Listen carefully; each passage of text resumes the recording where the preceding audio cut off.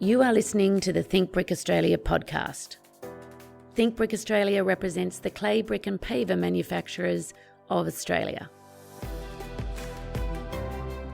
Brick by brick, our podcast will discuss technical information and architectural case studies with special guests. I'm your host, Elizabeth McIntyre, the CEO of Think Brick Australia. On today's podcast, we welcome Danielle Simbulan, who is one of our civil engineers who started with us as an intern and has been an absolute superstar. And today we're going to talk to Danielle about brick bond patterns. Welcome, Danielle. Hi. Now, we were just talking before, why is it that you think that brick bond patterns are a little bit underrated? Well, they very much give us the background for whatever design or whatever unique aspects you want to integrate. And they're very integral in how you design and how you would try and put whatever unique elements you want. It's definitely another layer into brick design. So, Danielle, if we were to start with, what would be the simple explanation for the brick bond patterns? Essentially, it's just how you would lay the bricks down. Okay, so we're going to now recap on really what the sides of the brick are. And so if you could just go through that with a simple brick. Okay, so your typical brick, how you would lay it down usually is on its bed side. And what you would see typically is the stretcher side, the one other long face. And then the hidden, shorter, smaller face would be your header. Right. And so let's now, because we've sort of defined that, maybe let's go into what a stretcher bond is. So stretcher bonds are your typical house brick bonds, the ones that you see on most 60s, 70s houses. They are the ones where the stretcher is the exposed face. And so you just lay them one on top of the other. The centers are centered above the parpens in the course below. So it's kind of that zigzag pattern. Absolutely. Okay. Then what is a header bond? Header bonds are very similar to stretcher bonds. Instead of the stretcher side being exposed, you have the header side actually exposed.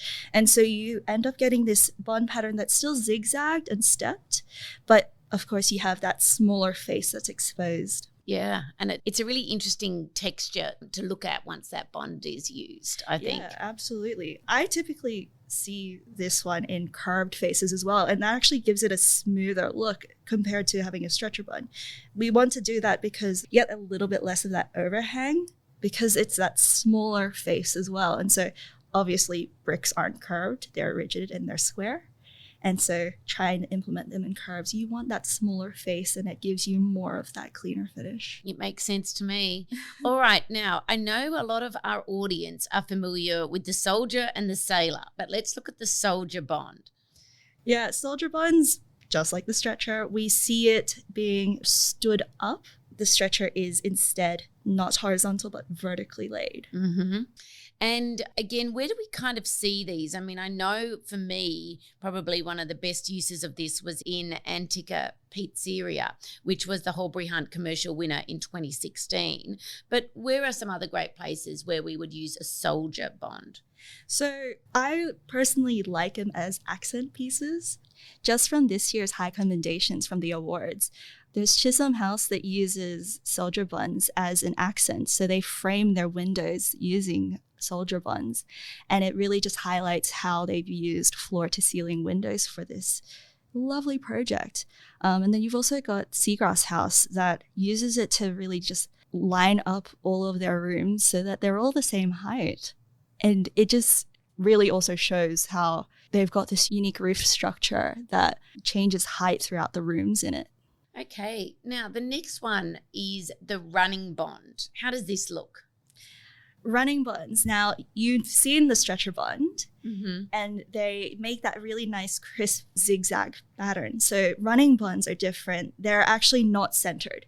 So it really is just a stretcher bond, just not as visibly appealing. I've actually seen this in Studio Bright though. So what they've done is they've done the running bond and they're not centered to each other, but they've hidden that perp end. And so you get these really nice long lines, and it's harder to see that missing perp end as well because it's not lined up perfectly like a stretcher bond would be. Sure, it's obviously like a running stitch or just a forever running. Now, everyone is probably most familiar with stack bonding, but please explain. So running bonds have the parapens not lined up perfectly and not zigzagged. Stack bonding has those parapens lined up perfectly. You get that grid-like pattern, and it's very satisfying to look at. It's quite a strong bond, I feel. It's really making a statement. It's not subtle. All right. Now, the other two I wanted to talk about, the English bond and the English garden wall. Okay, so the English garden wall is pretty simple.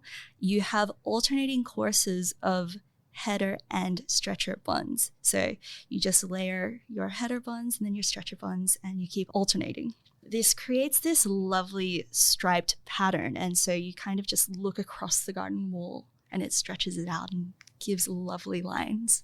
We did this actually in our courtyard, and we used glazed bronze bricks for this, and we did it for the headers. Ironically, I had a British bricklayer who was very passionate about this particular bond, but it does look fabulous. It does. And then if we look at Flemish, how does that differ from the others? So I would liken it to English bonds because they do use alternating stretcher and headers. But in this case, it's within the course itself, they alternate in stretcher and header. So if you're laying one course down, stretcher, header. And then as you're laying the courses above, you also alternate. If you were to draw a center through the bricks, you would alternate stretcher and header, stretcher and header. And it kind of looks like a little cross almost, or a little star in some respects. Yeah. I liken it to like a tiered cake, except you've got this wobbly looking cake that has a small tier, then a large tier, then a small tier, then a large tier on top of each other. That's actually a much better explanation. We did have one of our most iconic, I guess, Flemish bonds used in the Hello House. Yeah. How did they do that? So Hello House is an iconic award winner of the Think Brick Awards, and it actually uses the Flemish bond with the corbelling to create this very graphic design. And this corbelling is not really possible without that Flemish bond. So if you remember me saying it's underrated, no one noticed this was a Flemish bond until I found out about 2 days ago. Do you know what? I never knew that either. And obviously the Flemish bond is the one that spells out hello. Yes. Hello Flemish. Yes. All right. Now getting on to basket weave and herringbone. Very much a rare configuration of brickwork. We usually see it in paving more often, but with walls, I typically see it in places of religion, actually. Mm-hmm. So the most herringbone I've seen is in mosques, actually, in Iran. Right. Yeah. And then the basket weave? So basket weave, I actually see this more in English gardens as well. They're usually a feature wall idea that we usually see them in boundary or garden walls as well. If I want to try and explain what they look like, herringbones, you've seen them in paving. They have that chevron looking shape. Basket weaves, they alternate going stretchers and soldiers and create that weaving like pattern that you would see on a pie. I always refer to herringbone as the herringbone shirts because, that's another pattern that you can get just in sort of business shirts. Yeah. Danielle, well, thank you very much. Just as a recap, what we've looked at today is another way that you can completely change the look of a brick wall through the bond patterns that are used. And we've talked about the stretcher bond, we've talked about the header bond, the soldier, the running, the stack bond, the English and the English garden wall, the Flemish, and last but certainly not least, the basket weave and herringbone bond patterns. And as we've seen, these can really just make such a subtle but significant difference when it comes to brick design. And I've really enjoyed exploring these with you. No worries. Thanks for having me. Thank you, Danielle, and our listeners for joining us for this bonding experience. Keep thinking brick.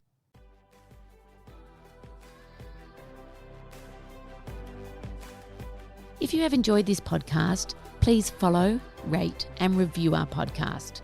We are always looking for new ways to think brick. If you have an idea of what you'd like to hear about, there's a link in our show notes to let us know.